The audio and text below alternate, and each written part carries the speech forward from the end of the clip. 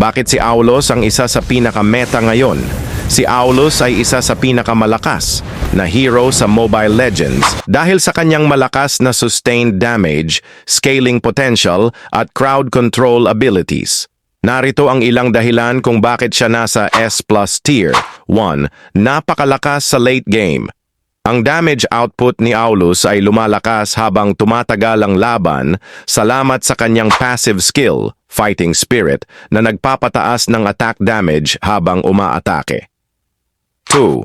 Malakas sa team fights. Ang kanyang ultimate, Aulus Charge, ay nagbibigay ng movement speed at attack boost na nagpapalakas ng kanyang burst at sustained damage sa clashes. 3. Durability at lifesteal. Isa siyang fighter na may natural sustain kaya mahirap siyang patayin sa gitna ng laban lalo na kapag may tamang item build. 4. Versatility. Pwede siyang gamitin sa EXP lane o jungle at mahusay siya laban sa maraming meta heroes tulad ng assassins at marksmen. Dahil sa mga katangiang ito, si Aulus ay isa sa pinaka-meta fighters sa Mobile Legends ngayon, lalo na para sa mga gustong mag-dominate sa late game. Narito ang best item build para kay Aulus batay sa kanyang playstyle bilang isang late game fighter na may mataas na sustained damage.